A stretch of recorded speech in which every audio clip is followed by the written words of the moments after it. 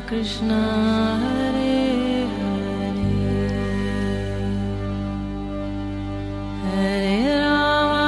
हरे राम राम राम हरे हरे। नमस्कार, रेडियो मानव रचना 107.8 पर मैं हूं सरिता आपके साथ और शुरू हो चुका है कार्यक्रम आत्मदर्शन, जिसमें हम बात करते हैं प्रभु श्री कृष्ण की, उनकी लीलाओं की। बहुत सारी कथाएं प्रसंग जानते हैं इस कार्यक्रम में और हमेशा की तरह अपना ज्ञान हमारे साथ बांटने के लिए स्टूडियो में मौजूद हैं रागलेखा दासी जी, चरणाश्रित योगाचार्य श्रीमद भक्ति वेदांत नारायण गोस्वामी जी की शिष्या रागलेखा दासी जी। आपका स्वागत है हमारे स्टूडियो में। श्रोताओं, जैसे कि आप सब जानते हैं कि आजकल हम बात कर रहे हैं भागवत पत्रिका से गुरुदेव हरि कथा के विषय में और बहुत सारी कथाएं हम जान रहे हैं इसके अंतर्गत। और पिछले एपिसोड में हम बात कर रहे थे इसके जो है 11वें भाग की, जिसमें राम कथा का वर्णन किया गया है और राम कथा के बारे में हमें बता रही थी रागलेखा दासी जी। और हमने जान लिया था कि किस तरह से जो है दशरथ जी को श्राप मिला था कि वो अपने पुत्र वियोग में मरेंगे और ऐसा हुआ भी। तो इसी कहानी में हम जानते हैं आगे इस कड़ी में क्या हुआ। जी रागलेखा दासी जी। तो श्रवण कुमार जी ने के माता पिता ने, क्योंकि श्रवण कुमार का वध हो गया था, तो फिर उनके माता पिता ने श्राप दिया कि आप भी अपने पुत्र वियोग में ऐसे प्राण त्याग देंगे। तो राजा तो बड़े दुखी मन से लौटे, दशरथ राजा, और बहुत दिन बीत गए। राजा उस बात को भूल गए कि कई से विवाह करे हुए उन्हें कई वर्ष बीत गए जी, और उनको कोई पुत्र नहीं हुआ। तो मंत्री सुमंत्र ने राजा को सलाह दी कि हे महाराज, एक पुराना इतिहास सुनिए। महर्षि कश्यप के एक पुत्र विभांडक थे। उनके पुत्र ऋष्य श्रृंग थे। वे सदैव वन में पिता के ही साथ रहते थे। बचपन से ही उन्होंने कभी स्त्री को नहीं देखा था। एक बार अंगदेश, वर्तमान में बिहार में वृष्टि नहीं हो रही थी। बहुत दिनों से सूखा पड़ रहा था। लोग पानी के लिए तड़प रहे थे। ऐसे समय में अंगदेश के राजा रोमपाद से वेद पारंगत ब्राह्मणों ने कहा कि यदि ऋष्य श्रृंग यहाँ पर आ सकते हैं तो पानी बरस सकता है। सुनकर राजा ने 5-7 युवा लड़कियों को वेश्याओं को भेजा। वे लड़कियां बन ठन कर गईं और आश्रम के पास जाकर रहने लगी और बीच बीच में ऋष्य श्रृंग से मिलने लगी। ऋष्य ने भी कभी स्त्री को देखा नहीं था। वे उन लड़कियों की मधुर बोली और व्यवहार से वशीभूत हो गए। वे लड़कियां बहाना बनाकर ऋषि को शहर में ले आईं। उनके शहर में प्रवेश करते ही प्रचुर वर्षा हुई। धीरे धीरे वे लड़कियां उन्हें अंगराज के महल में ले गई। राजा ने अपनी पुत्री शांता, जो कि दशरथ महाराज की पुत्री थी, जिसे अंगराज ने गोद ले लिया था, उसके साथ विवाह करवा दिया। तो हे महाराज, आप ऋष्य श्रृंग को बुलाइए और उनसे पुत्रेष्टि यज्ञ करवाइए। आपका अवश्य ही पुत्र होगा। ये सुनकर महाराज दशरथ जी ने अपने मंत्री सुमंत्र जी को अंग देश में भेजा और वे ऋष्य श्रृंग और उनकी पत्नी शांता को निमंत्रण देकर ले आए। ऋषि वशिष्ठ ने यज्ञ की प्रस्तुति की। इस यज्ञ में ऋष्य श्रृंग ब्रह्मा बने। वे अच्छी तरह से वेद विधियों से यज्ञ हुआ, बड़े अच्छी तरीके से। यज्ञ की समाप्ति पर जैसे ऋष्य श्रृंग ने आहुति दी तो एक बड़ा तेजस्वी अग्नि के भांति पुरुष उस यज्ञ कुंड से निकला। उसके हाथ में एक सोने का कलश था और उसमें चांदी का ढक्कन था। उस पुरुष ने महाराज दशरथ से कहा, हे महाराज, देवताओं ने एक खीर बनाई है। इस खीर को खाने से निश्चित रूप से पुत्र होगा। आप इस खीर को लीजिए और अपनी रानियों को दे दें। इसको खाने से वे गर्भवती होंगी और तेजस्वी पुत्र जन्म लेंगे। महाराज दशरथ बड़े प्रसन्न हो गए। उन्होंने उनकी परिक्रमा और स्तुति की। इसके बाद अग्निदेव अंतर्ध्यान हो गए। इसके पश्चात राजा उस खीर को लेकर महल में आए और कलश में जितनी खीर थी उसकी आधी कौशल्या जी को दे दी, दूसरा भाग आधी सुमित्रा जी को दे दी और आधी जो बची उसे कैकेयी को दे दिया। कैकेयी ने उस खीर से आधी स्वयं ली और आधी सुमित्रा जी को दी, जिससे इसके फलस्वरूप कौशल्या जी के घर से रामचंद्र, कैकेयी के घर से भरत और दोनों के भाग में आधा आधा खाने के कारण सुमित्रा के घर से 2 पुत्र लक्ष्मण और शत्रुघ्न हुए। इनमें से बड़े पुत्र रामचंद्र जी स्वयं भगवान, लक्ष्मण जी स्वयं बलदेव प्रभु और शत्रुघ्न चक्र के अवतार हैं। रामचंद्र, भरत, लक्ष्मण, शत्रुघ्न राजा दशरथ के रजोवीर्य से पैदा नहीं हुए। वे सभी भगवत इच्छा से यज्ञ से पैदा हुए, इसलिए वह योनिज नहीं है। इस प्रकार कृष्ण वासुदेव जी के हृदय से वे प्रकट होकर मंत्र के माध्यम से देवकी जी के गर्भ में प्रकट हुए। ऐसे ही इनको समझिए। इसके बाद कुछ बड़े होने पर चारों भाई ऋषि वशिष्ठ जी के आश्रम में शिक्षा प्राप्त करने गए। अब हम रामायण के सारे पात्रों को विचार करके देखें तो कैकेयी जी का चरित्र शक्ति नजर में ऐसा नीचा है तो कोई भी अपनी बेटी का नाम केकई नहीं रखता। उनका चरित्र ऐसा है कि रामचंद्र जी ने उन्होंने वनवास दे दिया, किंतु केकई जी के चरित्र पर गंभीर विचार करके देखा जाए तो देखा जाएगा कि उनका चरित्र सर्वोत्तम है। उन्होंने इतना कलंक सहकर भी राम जी की इच्छा को पूर्ण किया। एक बार रामचंद्र जी माता केकई की गोदी में बैठे थे। अपनी माता कौशल्या से भी अधिक प्रीति रामचंद्र जी को माता केकई करती थी। रामचंद्र जी उनकी गोदी में बैठकर बोले, मैया आपसे एक चीज मांगता हूँ, वह ये है कि देवताओं के कार्य के लिए मैं आया हूँ। वन में नहीं जाने से देवताओं का कार्य नहीं होगा, अर्थात असुरों का संहार नहीं होगा। इसलिए मैं ये वर मांगता हूँ कि समय आने पर तुम ध्यान रखना, वनवास के लिए महाराजा दशरथ से प्रतिज्ञा करवा लेना। अच्छा। माता केकई बोली, मैं मर जाऊंगी तब भी ये कार्य नहीं कर पाऊंगी। सुनकर रामचंद्र जी बोले, इसका अर्थ ये है कि आप मुझसे प्रेम नहीं करती। तो रामचंद्र जी ने बहुत समझाया और केकई जी ने अंत में मान लिया। अब आप लोग ये विचार करें कि केकई जी ने क्या दोष किया। महाराज दशरथ ने भी प्रतिज्ञा की थी कि केकई के गर्भ से जो पुत्र होगा वही राजा बनेगा। वहीं राजा अपने वचन से टल ना जाए, इसीलिए उन्होंने सीधे रास्ते से लाकर याद दिलाई कि रघुकुल रीत सदा चली आई, प्राण जाए पर वचन न जाए। केकई ने ये विचार किया कि राजा ने मेरे पिता के निकट प्रतिज्ञा की है कि मेरा पुत्र ही राजगद्दी पे बैठेगा।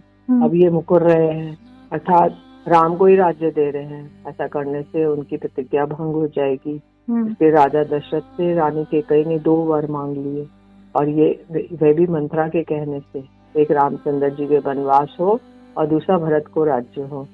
और दूसरी बात यही कि केकई ऐसा नहीं करती तो राम जी ने बचपन में जो प्रतिज्ञा कराई थी वह भी पूर्ण नहीं होती। इन सबका विचार करने से ऐसा विदित होता है कि केकई ने कलंक सह कर भी रामचंद्र जी की प्रार्थना से ऐसे वर मांगा, नहीं तो वे कभी नहीं मांगती। केकई भी मांग नहीं पाती। सरस्वती देवी ने उनकी जीवा पर बैठकर जबरदस्ती उनसे मंगवा लिया। इसलिए ऐसा लगता है कि केकई का चरित्र महान है।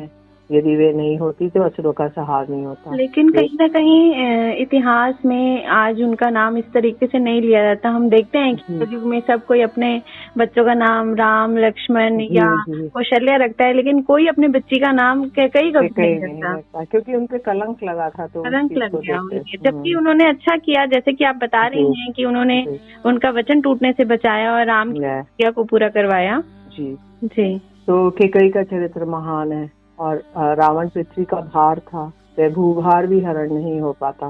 रामचंद्र जी बड़ी करुणामय लीलाएं हैं रामचंद्र जी की, वे लीलाएं भी संपन्न नहीं हो पाती। यदि केकई जी ऐसा नहीं करती तो रामचंद्र जी की लीला में एक प्रधान और योग्य पात्र है। भक्ति का लक्षण है अन्याभिलाषिता शून्यम ज्ञान कर्मादि अनावृतम। कृष्ण के लिए ही अपने तन मन वचन आत्मा भावना से अपनी सारी इंद्रियों से वैष्णवों के अनुगत्य में निरंतर तैल धारावत जो चेष्टाएं होती हैं वही भक्ति है। किंतु ध्यान में रहे, जो कोई भी चेष्टा हो रही है वह कृष्ण की प्रसन्नता के लिए होनी चाहिए। इसमें हम देखते हैं कि भरत जी का उदाहरण। भरत जी अपने मामा जी के घर से लौट कर आए, देखा सारी अयोध्या नगरी शून्य पड़ी है। उनको सबको देखकर मुंह फेर लेते हैं और कोई उनसे बात नहीं कर रहा है। ये देखकर उन्होंने सोचा कि क्या बात हो गई। उन्होंने सोचा कि मेरी मैया के पास महाराज दशरथ होंगे, वहीं पर महाराज दशरथ से भेंट होगी। वहाँ जाते ही भरत जी ने देखा माता केकई सफेद कपड़ों में थी, सिर का सुहाग भी नहीं था। केकई भरत जी की आरती उतारकर बड़े आदर से उनके घर ले जाने लगी। घर के अंदर भीतर जाकर भरत जी ने माता जी से पूछा, पिताजी कहाँ हैं? माता केकई बोली, पिताजी तो स्वर्ग सिधार गए। हमारे राम भैया कहाँ है? वे तो वन में चले गए। अच्छा ही हुआ, हमारे लिए मैंने ये किया कि ताकि तुम्हें राज्य मिले। ये सुनकर भरत जी बोले, अहो तुम माता नहीं डायन हो। यदि राम हमको कुछ नहीं कहते तो मैं तुमको मार डालता। शत्रुघ्न जी मंत्रा की लात मारकर मारने ही जा रहे थे, किंतु भरत जी ने उन्हें रोका और कहा, राम भैया सुनेंगे तो दुखी होंगे, जान से मारो मत, छोड़ दो। के बाद वशिष्ठ जी ने सभी सभासदों को बुलाकर भरत जी से कहा, दशरथ जी ने तुम्हें राज्य दिया है, तुम ले लो। भरत जी ने सुनकर कहा, ऐसा कभी नहीं हो सकता। राज्य अधिकार पिता का बड़ा पुत्र होता है, राज्य अधिकारी। तो राम भैया हमारे पिता के समान है, मैं राज्य नहीं ले सकता। और भरत जी ने संकल्प किया, मैं राम भैया को किसी भी प्रकार बनाकर ले आऊंगा। इसके बाद भरत जी अपनी सारी सेनाएं, माताओं और वशिष्ठ जी के साथ चित्रकूट गए। पेड़ पर चढ़कर दूर से लक्ष्मण जी ने देखकर सोचा कि भरत अपनी सेना लेकर राम को मारने आ रहा है। तो वे स्वयं तीर धनुष लेकर प्रस्तुत हो गए। बोले सारी पृथ्वी उसको रक्षा नहीं कर सकती, मैं उसे मार दूंगा। राम जी ने देखकर लक्ष्मण जी को रोका और कहा, मैं जानता हूँ तुम भरत जी को मार सकते हो, किंतु कुछ करने से पहले सोच विचार करना चाहिए, नहीं तो बाद में पछताना होगा। तुम ठहर जाओ, तुम भरत को नहीं जानते हो, किंतु मैं जानता हूँ। भरत पृथ्वी में भक्ति का एक आदर्श उदाहरण है। राम जी की बात सुन के लक्ष्मण जी शांत हुए। बड़ी देर बाद वशिष्ठ जी, भरत जी और कुछ गिने गिने लोग आए, राम जी से मिले। भरत जी ने राम जी से कहा, भैया आप अपने राज्य को लौट चले, राज्य आपका है, आपके तिलक और अभिषेक के लिए सब सामान लाए हैं। ये सुनकर लक्ष्मण जी को अत्यंत ग्लानि हुई और वे अपने भरत भैया से कहने लगे, भरत भैया मैंने आपके चरणों में बहुत अपराध किया है, आप मुझे क्षमा कीजिए। ये सुनकर भरत जी बोले, तुमने मुझे मार क्यों नहीं दिया, तो मेरा प्रायश्चित हो जाता। के बाद भरत जी ने वह रात चित्रकूट में बिताई। पिताजी का स्वर्गवास का संवाद राम जी को सुनाया, उनका पिंडदान किया। उसके बाद भरत जी माता कौशल्या के पास गए और कहने लगे, हे माता, मैं आपसे एक बात पूछना चाहता हूँ, यदि मैं सत्य हूँ, मेरी बात ठीक हो तो राम भैया आपका कहना नहीं टाल सकते। तो उनसे कहो कि वे अयोध्या लौट चले, उनकी हिम्मत नहीं है कि वे ना लौटे। माता कौशल्या ये सुनकर बोली, मैं कैसे कह सकती हूँ, राम धर्म की मर्यादा है, तुम प्रेम की सीमा हो।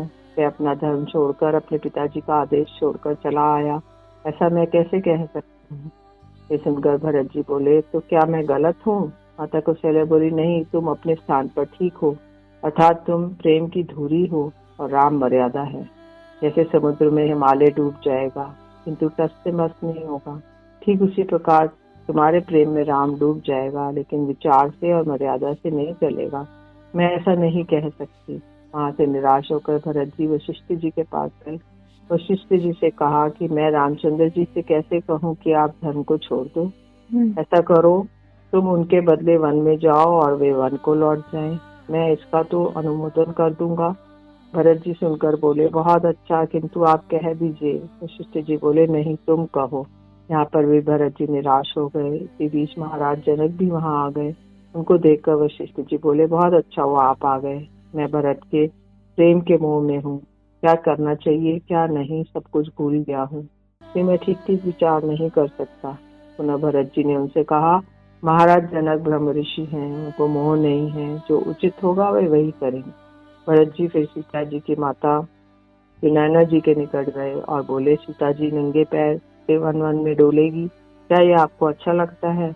कि आप राम जी से कह के सीता जी को वनवास से लौटा दीजिए। नैना जी एक सुनकर बोली, मैं अपने पति जनक जी से कहूंगी, जैसा विचार होगा वे ठीक कहेंगे। उनकी भी यही इच्छा थी कि राम जी सीता जी के साथ वन से लौट जाए। दूसरे दिन विराट सभा बैठी। उस सभा में एक तरफ राम, सीता, लक्ष्मण, एक तरफ भरत, शत्रुघ्न और सभी माताएं बैठी, एक तरफ सभी ऋषि और मुनि बैठे। महाराज जनक भी आए। वशिष्ठ जी ने कहा, इस समय रघुकुल महाविपत्ति में फंसा हुआ है, सागर में डूब रहा है, उसे उठाने वाला कोई नहीं। हमारे बीच महाराज जनक ये समदर्शी हैं और विचार निपुण हैं, इसलिए इनसे निवेदन किया जाए कि इस गंभीर अवस्था में हमें क्या करना चाहिए। महाराज जनक ये सुनकर बोले, यदि सभी को मान्य है और आपत्ति नहीं है तो मेरे गुरु शंकर जी जैसा कहलाएंगे वैसा ही कहूँगा। जी जी, बहुत ही सुंदर प्रसंग चल रहा है और भरत जो है पूरा प्रयास कर रहे हैं कि उनके भ्राता श्री रामचंद्र जी जो हैं वो अयोध्या वापस लौट आए अपना वनवास छोड़कर, और पूरी तरह से वो हर किसी के पास जा जाकर ये रिक्वेस्ट करें और वो हर किसी के पास जा जाकर ये आग्रह कर रहे हैं कि किस तरह से उनको वापस लाया जाए। आगे इस कथा को और भी जानेंगे, लेकिन एक छोटे से ब्रेक के बाद सुन लेते हैं प्यारा से भजन, फिर लौट कर आते हैं। आप जुड़े रहिए रेडियो मनोरचना 107.8 के साथ। Feel good, feel live. Shri Radha Radha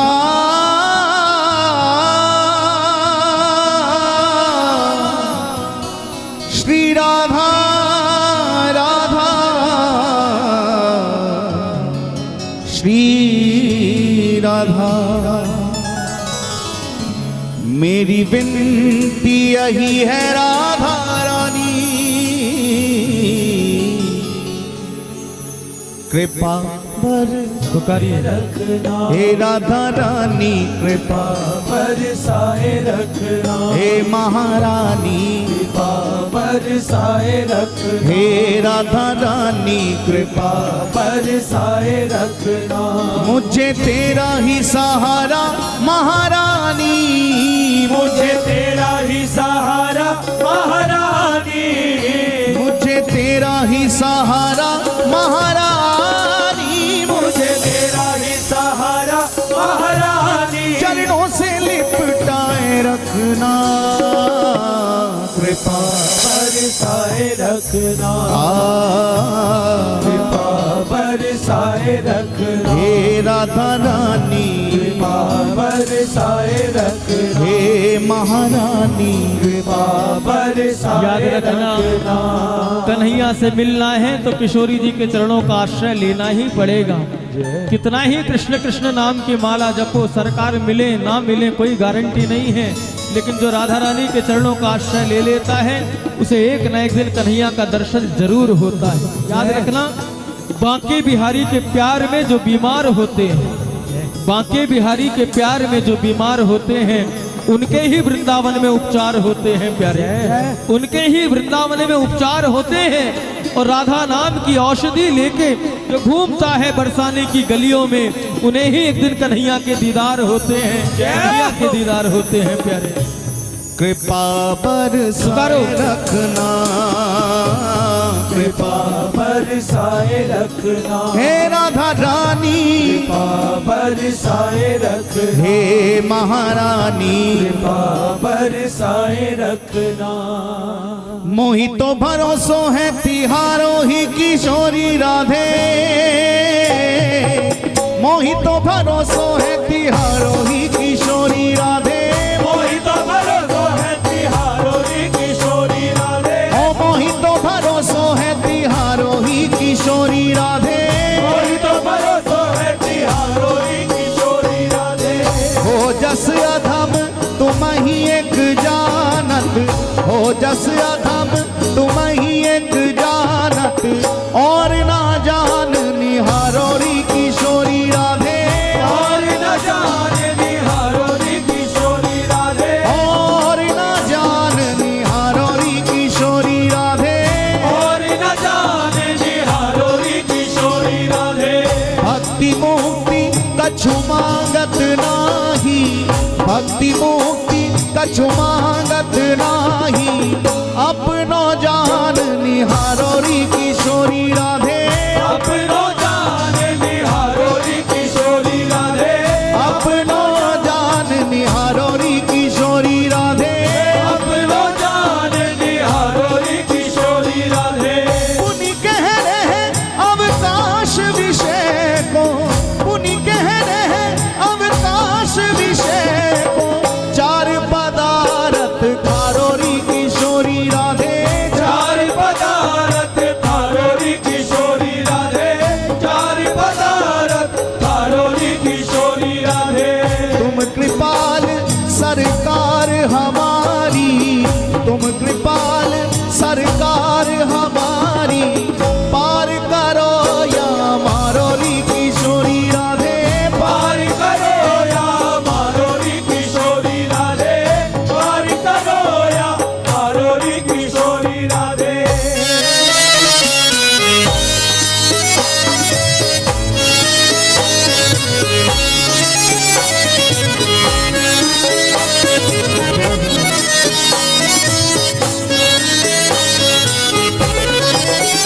Radha Radha Radha Radha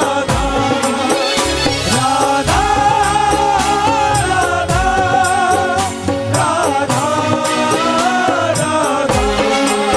ओ मेरी विनती यही है राधा रानी, कृपा बरसाए रखना, कृपा बरसाए रखना, हे राधा रानी कृपा, बरसाए रखना, हे महारानी कृपा बरसाए रखना। मेरी विनती यही है राधा रानी, कृपा बरसाए रखना, कृपा बरसाए रखना, ओ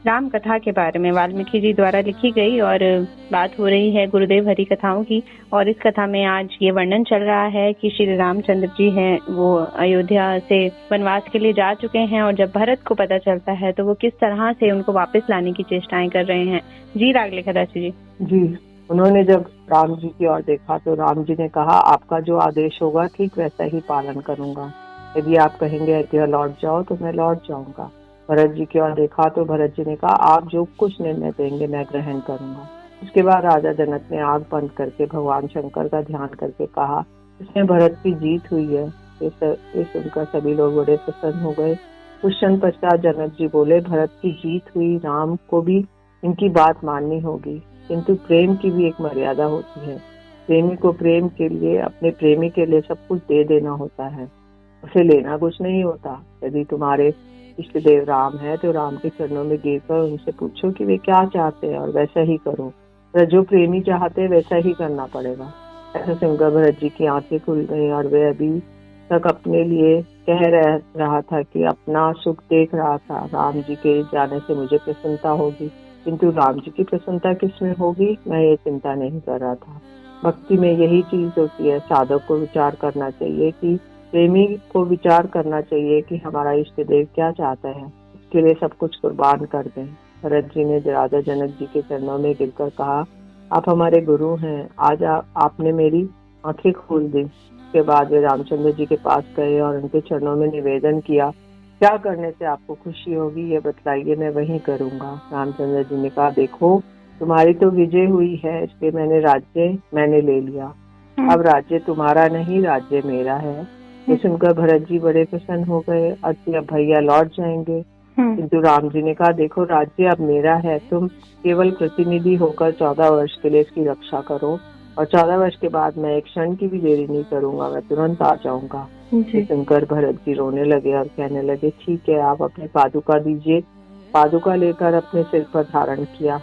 मैं अयोध्या के राज सिंहासन पर नहीं बैठूंगा, मैं नंदीग्राम में भजन कुटी बनाकर आप जैसे जटाजूट धारण करके वनवासी की बाती रहूंगा। 14 वर्ष के लिए अपेक्षा करूंगा और एक क्षण की भी देरी होगी तो अग्नि में कूद मरूंगा। ऐसा सुनकर राम जी ने कहा, ऐसा नहीं होगा, मैं जरूर आऊंगा। ऐसी प्रतिज्ञा करके भरत राम जी की पादुका को सिर पर लेकर वन से लौट आए और शत्रुघ्न से कहा, तुम अयोध्या में रहकर माताओं की देखभाल करो, मैं इसी नंदीग्राम में रहकर राज्य संचालन करूंगा। पादुका उनकी प्रतिनिधि है, पादुका का आदेश लेकर सब कुछ करूंगा। राजा जनक जी का विचार शुद्ध भक्ति का विचार है, इसमें बहुत सी शिक्षा की बातें हैं। तो भरत जी अब नंदीग्राम में रहकर राज्य का संचालन करने लगे और पादुका को राज सिंहासन पे विराजमान करा दिया और उन्हीं के आदेश से सब कार्य करते हैं। जी, बहुत ही सुंदर प्रसंग। और ये तो हम सभी जानते हैं, तभी आज भी भरत और राम जी के जो भाई का प्रेम था, जो भातृ प्रेम था, उसके बारे में आज भी हम लोग एक दूसरे को एग्जाम्पल देते हैं, एक दूसरे को उदाहरण देते हैं कि ये था भाई का प्रेम। श्री कृष्ण का सुदामा के साथ एक सखा का प्रेम था। तो इस तरह के जब श्री कृष्ण ने राम जी का अवतार लेके जन्म लिया तो भक्त हनुमान के साथ उनकी भक्ति का बहुत सारे प्रसंग जो है इस कलयुग में हमें शिक्षा देते हैं कि हमें भक्ति किस तरह से करनी है, भाई के साथ प्रेम कैसे रखना है, दोस्तों के साथ कैसे प्रेम रखना है। ये सारी जो उदाहरण हैं ये हमें अपने पुस्तकों, ग्रंथों से और इन लीलाओं से मिलते हैं जो हम जानते हैं। इस कार्यक्रम के अंतर्गत रागलेखा दासी जी से हमारे ग्रंथों में, हमारी पुस्तकों में, पुराणों में बहुत सारी ऐसी बातें हैं जो हमें शिक्षा देती हैं कि हमें किस तरह से अपना जीवन जीना चाहिए। और यही सभी कथाएं और प्रसंग हम जानते हैं इस कार्यक्रम में। तो श्रोताओं, आज के लिए बस इतना ही। इसी राम कथा को हम अगले एपिसोड में आपको सुनाएंगे, लेकिन आज के लिए हमें दीजिए इजाजत। रागलेखा दासी जी, आपका बहुत बहुत शुक्रिया हमारे स्टूडियो में आने के लिए। हरे कृष्णा। तो आज के लिए बस इतना ही। सुनते रहिए रेडियो मानव रचना 107.8 पर आने वाले अन्य कार्यक्रमों को भी। Feel good, feel live.